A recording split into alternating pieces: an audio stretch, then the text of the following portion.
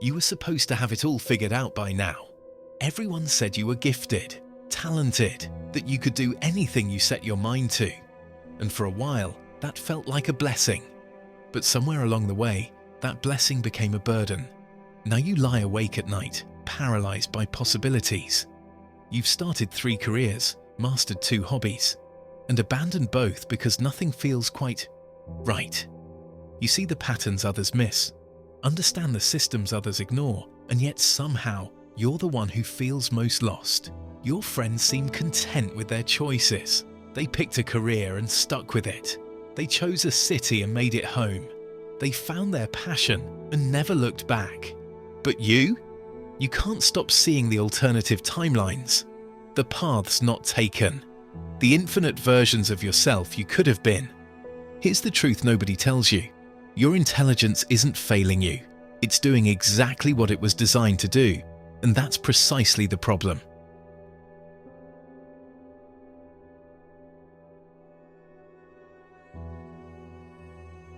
Let's start with a study that changed how we understand intelligent minds. In 2006, psychologist Barry Schwartz published groundbreaking research on what he called the paradox of choice. But here's what most people miss. The paradox doesn't affect everyone equally. High IQ individuals experience it with devastating intensity.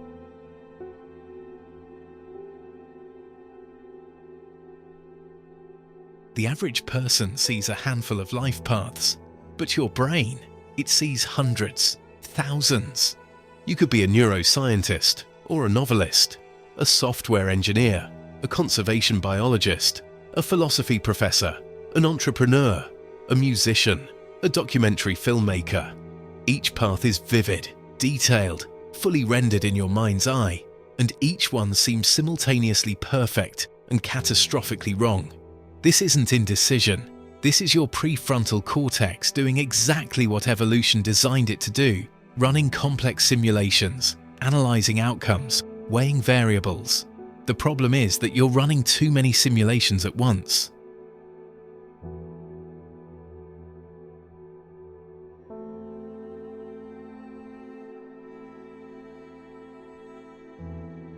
Neuroscientist Dr. Earl Miller from MIT discovered that the human brain can only hold about 4 items in working memory at once. But intelligent people often try to juggle dozens of possibilities simultaneously, leading to what researchers call cognitive thrashing. Your mental processor constantly switching between tasks, never completing any of them. You're not lost because you can't think clearly. You're lost because you think too clearly about too many things at once. Let me give you a concrete example from research conducted at Columbia University. Professor Sheena Iyengar ran an experiment with jam selections. When shoppers were presented with 6 varieties of jam, 30% made a purchase. When presented with 24 varieties, only 3% bought anything. But here's the twist that relates to intelligence. Follow-up studies showed that individuals who scored higher on measures of analytical thinking experienced even more severe decision paralysis. Their brains didn't just see 24 jams. They saw 24 jams multiplied by infinite variables. Which is healthiest? Which supports better farming practices? Which offers the best value? Which will I still enjoy in a month?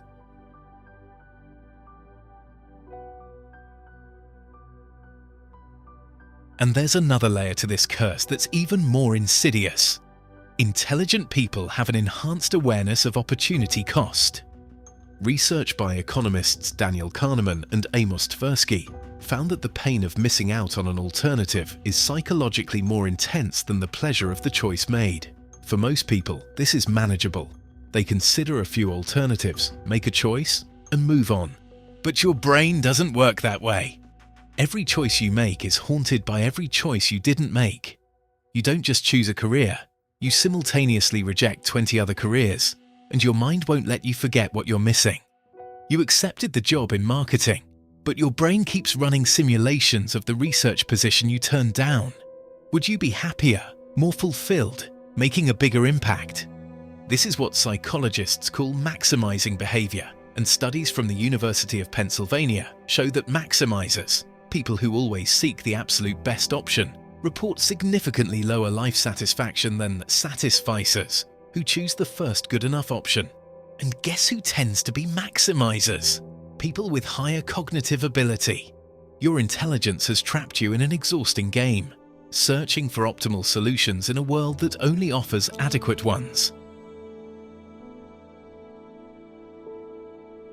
Here's where it gets darker. Intelligence gives you a unique form of torture, metacognition, the ability to think about your own thinking, to observe yourself from a distance, like you're watching a character in a movie who happens to be you. A 2015 study in the Journal of Individual Differences found that higher intelligence correlates with increased rumination and existential anxiety. Not because intelligent people are pessimistic, but because they can't help but see the bigger picture. You understand that your career, no matter how successful, is ultimately arbitrary. That your relationships, however deep, exist within the constraints of subjective experience. That meaning itself is something we construct, not something we discover. And once you see this, you can't unsee it.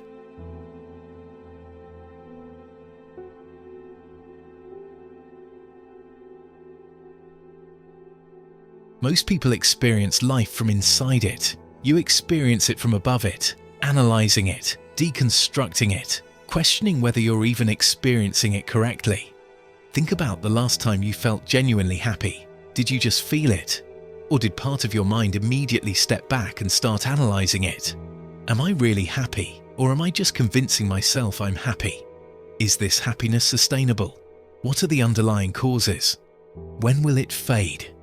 This is the metacognition trap. You can't just experience emotions. You have to understand them, categorize them, predict their trajectory. It's like trying to enjoy a movie while simultaneously writing a review of it in your head. And this creates a profound isolation. Psychologist Kazimierz Dąbrowski called this positive disintegration, the idea that advanced development requires breaking down existing structures. But here's what he noticed. People with higher developmental potential often experience greater psychological turmoil. You feel lost, not despite your intelligence, but because of it.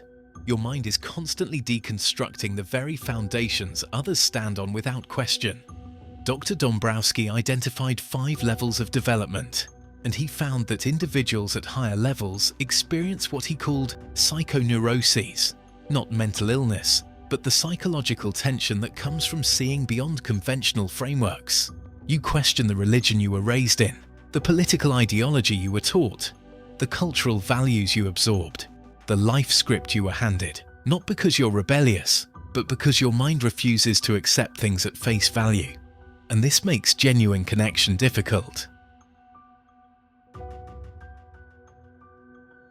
Here's a scenario. You're at dinner with friends, and someone makes a confident political statement. Everyone nods in agreement, but you can't. You see the conservative argument, the liberal argument, the libertarian argument, the socialist argument, and you can find the logical flaws and valid points in all of them. You understand why a rural farmer might vote differently than an urban academic. You see how personal experience shapes ideology. You recognize that most political positions are rooted in different value hierarchies, not different facts.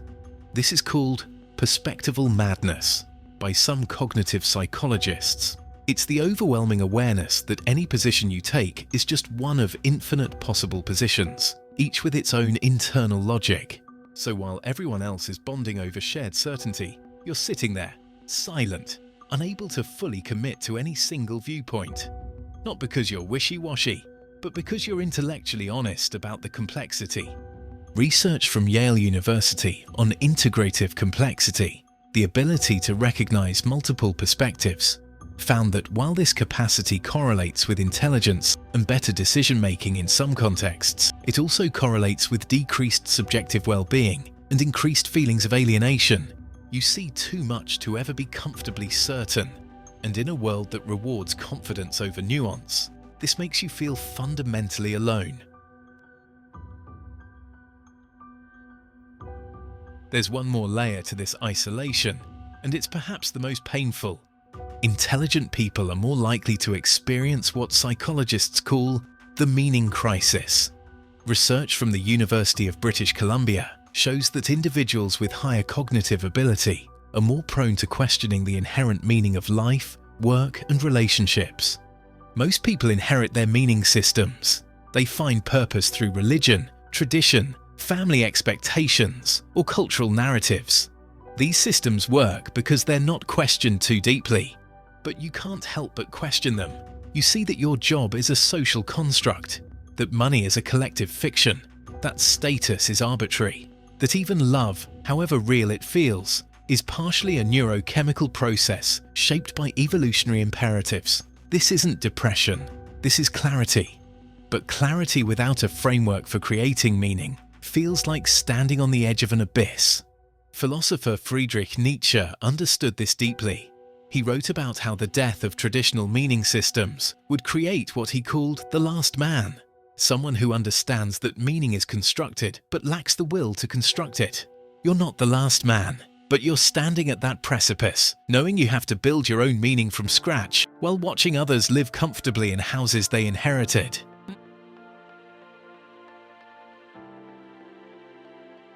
Now let's talk about what's actually happening in your brain when you feel this perpetual restlessness.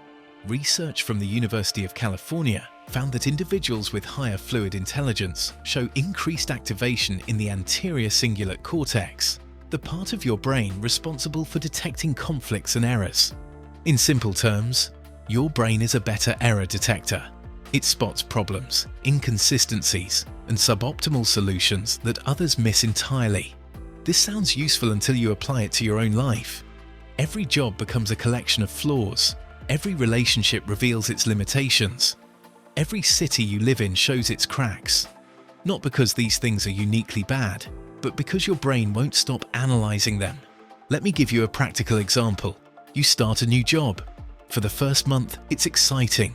You're learning, growing, being challenged. But by month 3, your brain has mapped the entire system. You see the inefficiencies, the political dynamics, the ceiling of what you can achieve here, the gaps between the company's stated values and actual behavior.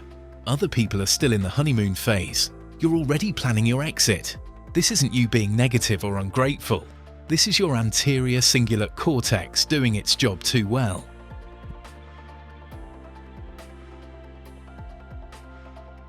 Neuroscientist Dr. Sophie Scott found that intelligent individuals have higher baseline activity in the default mode network, the brain regions active during rest and self-reflection.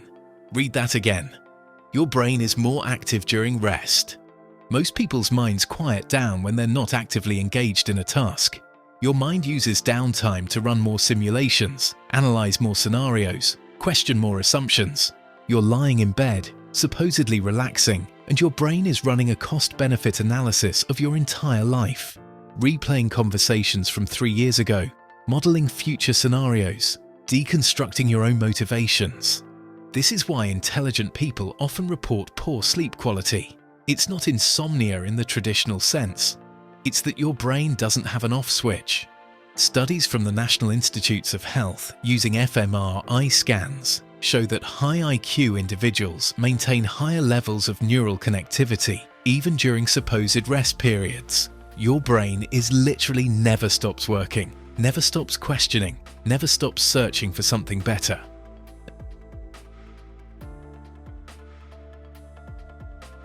And here's the neurochemical twist that explains why nothing ever feels like enough. Intelligent minds often require more complex stimuli to trigger dopamine release. A 2017 study in neuroscience and biobehavioral reviews showed that individuals with higher cognitive abilities habituate faster to rewards. What excites most people bores you within months. What challenges most people feels too simple to sustain your interest. What satisfies most people leaves you searching for something more. Think about your hobbies. How many have you started with intense passion, only to abandon them once you reached a certain level of competence? Guitar, languages, programming, painting. You dive deep, make rapid progress, then suddenly lose all interest. People call this being flaky or lacking commitment, but neuroscience tells a different story. Research from Vanderbilt University on dopamine receptor density found that individuals with higher cognitive ability often have variations in their dopamine system that make them more sensation-seeking, but also more prone to habituation. You're not ungrateful, you're not broken.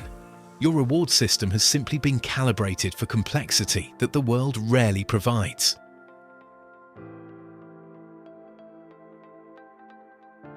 There's another neurological factor at play here: superior pattern recognition.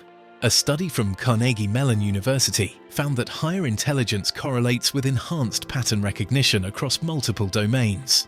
Your brain is constantly identifying patterns, making connections, seeing systems within systems. This is incredibly useful for problem solving. It's devastating for contentment.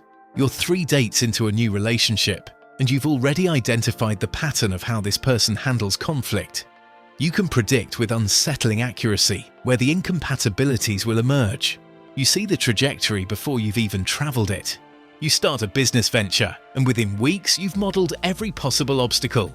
You see the market forces that will constrain you, the scaling challenges, the inevitable compromises. This isn't pessimism. This is your brain doing what it evolved to do: predict outcomes based on pattern recognition. But it means you're always living in the future, rarely in the present.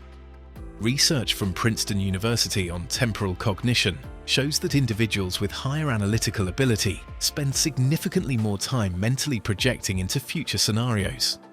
You're solving tomorrow's problems today, which means you're never fully here.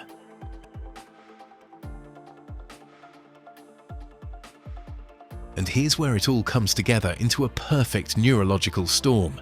Your brain craves novelty. Studies from University College London show that intelligent brains respond more strongly to novel stimuli and lose interest more quickly in familiar patterns. This is why you abandon projects just as they're succeeding, why you leave relationships just as they're stabilizing, why you quit jobs just as you're mastering them. You're not running away from success. You're running toward the complexity your brain craves and rarely finds. Dr. Colin DeYoung at the University of Minnesota has done extensive research on what he calls openness to experience, a personality trait that correlates strongly with intelligence. People high in openness need constant intellectual and experiential novelty to maintain baseline dopamine levels. For them, for you, stability feels like stagnation. Mastery feels like death. The known feels like a cage. You watch your peers settle into comfortable routines, and you feel something close to panic, not because their lives are wrong, but because your neurochemistry requires something fundamentally different.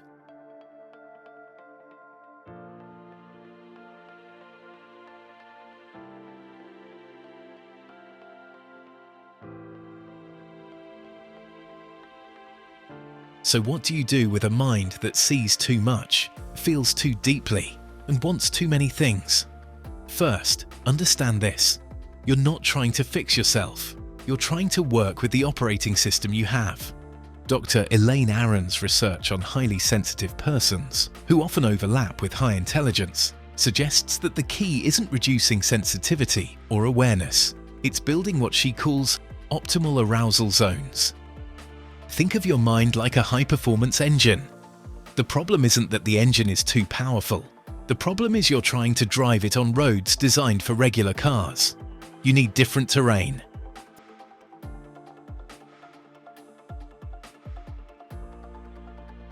Psychologist Barry Schwartz, whose work we mentioned earlier, found that the antidote to choice paralysis isn't more analysis. It's deliberately chosen constraints. This is counterintuitive. Your whole life, you've been told to keep your options open, but research shows that intelligent people thrive when they voluntarily narrow their focus. A study from Columbia Business School found that individuals who imposed artificial constraints on their decision-making, "I will only consider these 3 career paths," or "I will commit to this city for 2 years," reported higher satisfaction and achievement than those who maintained complete flexibility. The key word here is voluntarily. This isn't about having options taken away from you. It's about consciously choosing to close doors so you can actually walk through one. Here's how to implement this. Pick one path, not because it's perfect, not because you've eliminated all doubt, but because constraint is how you turn potential energy into kinetic energy. Set a decision deadline. Give yourself 2 weeks to research career options, then choose one. Give yourself 3 months to test a city, then commit or move on. Give yourself 6 months in a relationship before evaluating whether it's right. The goal isn't to make perfect choices. The goal is to make choices and then make them work.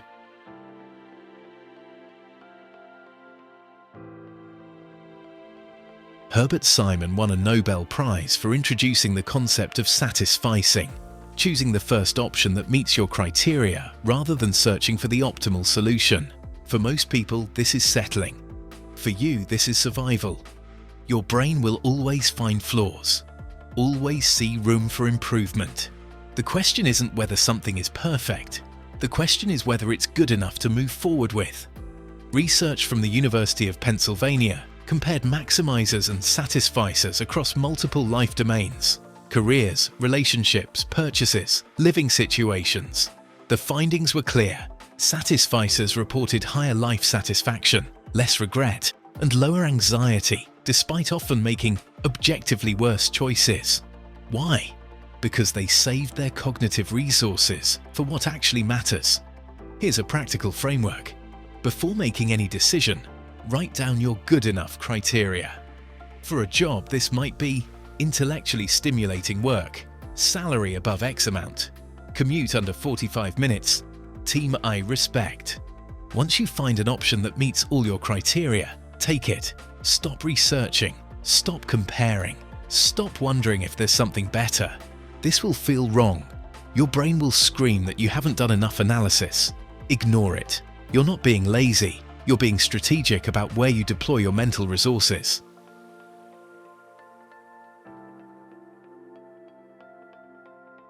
Here's the hard truth. You need complexity in your life, but it needs to be the right kind of complexity. Research from Mihaly Csikszentmihalyi on flow states shows that optimal engagement happens when challenge matches skill at a high level. You need domains that grow with you, that reveal deeper layers as you master them. This might be mathematics, music composition, complex systems thinking, deep interpersonal work, scientific research, or strategic games. The field matters less than the depth. Dr. Angela Duckworth's research on expertise found that the most fulfilled high-ability individuals share a common pattern. They have at least one domain where complexity is functionally infinite, where mastery is impossible, where there's always another level. For chess grandmaster Garry Kasparov, it was chess, a game with more possible positions than atoms in the universe. For physicist Richard Feynman, it was quantum mechanics, a field that reveals more questions with every answer. You need to find your infinite game. Here's how to identify it. It should be difficult enough that you can't coast. It should be deep enough that expertise takes decades, not months. It should have a community of people more skilled than you. And critically, it should maintain your interest, even when you're not making rapid progress. Once you find it, commit to depth over breadth. Society will tell you to be well-rounded. Ignore this advice. Your brain needs depth, not diversification.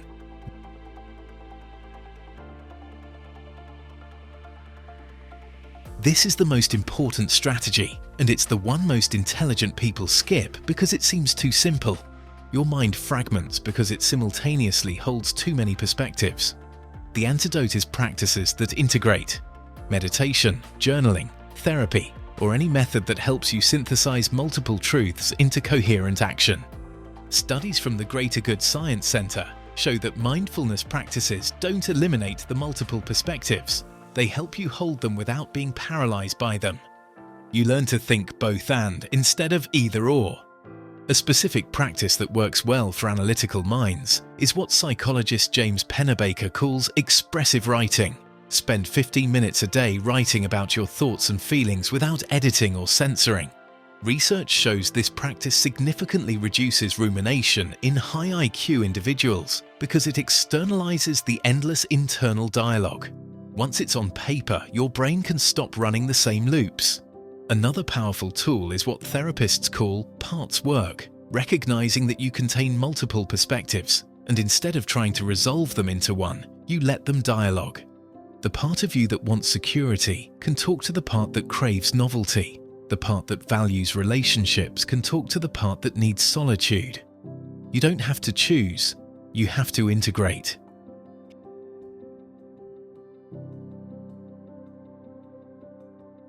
Here's a truth that might change everything. Certainty is not the goal. Productive uncertainty is. Research from the University of Virginia found that individuals who can maintain what they call epistemological humility, awareness of the limits of their knowledge, while still taking action report higher well-being than those who need certainty before acting. This is different from the paralysis of indecision. This is moving forward while acknowledging you might be wrong. Philosopher William James wrote about this in his essay, The Will to Believe. He argued that for certain questions, waiting for perfect evidence means never living. Sometimes you have to choose before you know. You can commit to a relationship while acknowledging you can't know if it will last forever. You can choose a career while accepting you might change paths later. You can build a life while knowing that meaning is constructed, not discovered. This isn't intellectual dishonesty, it's intellectual maturity. The goal isn't to trick yourself into false certainty. The goal is to act despite uncertainty, to build despite doubt, to commit despite seeing all the ways things could go wrong.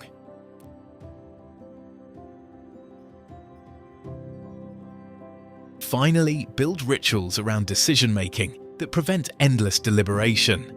Research from Cornell University found that creating external structures for decisions dramatically reduces decision fatigue and regret in high IQ individuals.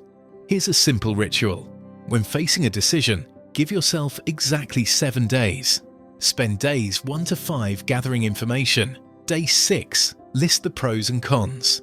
Day 7, make the decision before noon and don't revisit it for at least 6 months. This sounds arbitrary, and it is, but that's the point. Your brain will keep analyzing forever if you let it. Arbitrary deadlines force closure. Another ritual, the flip a coin technique.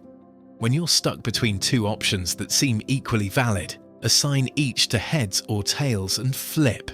If you feel relief at the result, that's your answer. If you feel disappointed, choose the other option. This isn't random. It's a way to access intuitive knowledge that your analytical mind has been overriding.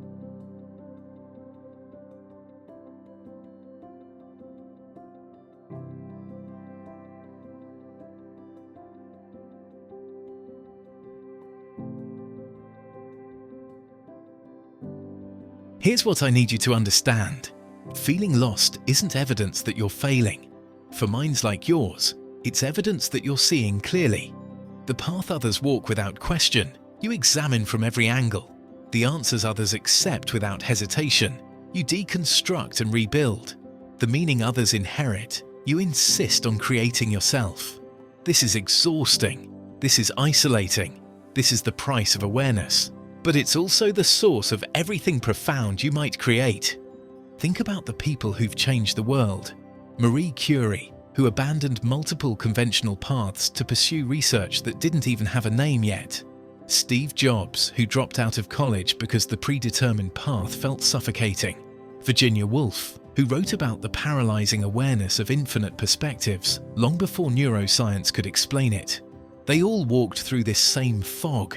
They all felt this same sense of being lost while everyone else seemed to have a map. The difference is they kept walking. Here's something else to consider. The world doesn't need more people following well-lit paths. It has plenty of those. The world needs people who can see what others can't see, who question what others won't question, who build bridges between ideas that seem incompatible, who find patterns in the chaos. That's you. Your ability to hold multiple perspectives makes you invaluable in a polarized world. Your refusal to accept easy answers drives innovation. Your constant questioning prevents stagnation. Yes, it makes your personal life harder.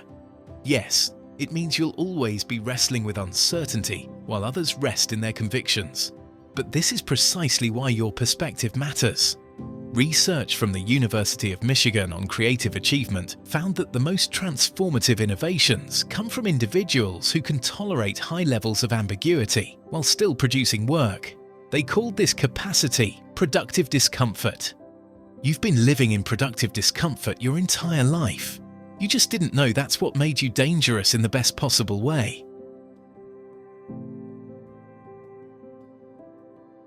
Let me give you permission for something. You don't have to have it all figured out. You're allowed to choose a path and change it later. You're allowed to commit to something while knowing it's not forever. You're allowed to build meaning, even while understanding that meaning is constructed. You're allowed to stop searching for the one perfect answer and start building with the imperfect materials in front of you. The goal isn't to stop feeling lost. The goal is to get comfortable navigating by instruments when you can't see the horizon.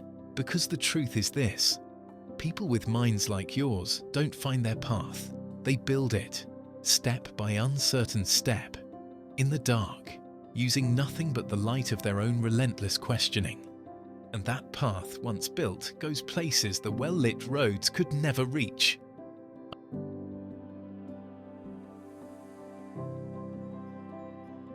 I want to leave you with one final thought. Every person who's ever done something genuinely original had to walk through this same uncertainty. The difference between someone who creates something new and someone who stays paralyzed isn't that one of them figured it out. It's that one of them moved forward anyway. Your intelligence isn't a curse, it's a responsibility. A responsibility to build something with the clarity you've been given, to create meaning even while understanding its constructed nature, to connect ideas even while seeing their limitations, to choose a direction even while knowing there are infinite directions. The people who came before you with minds like yours, they felt exactly what you're feeling. The difference is they kept going. And years from now, someone else will be watching a video like this, feeling lost, feeling paralyzed by possibilities, questioning everything.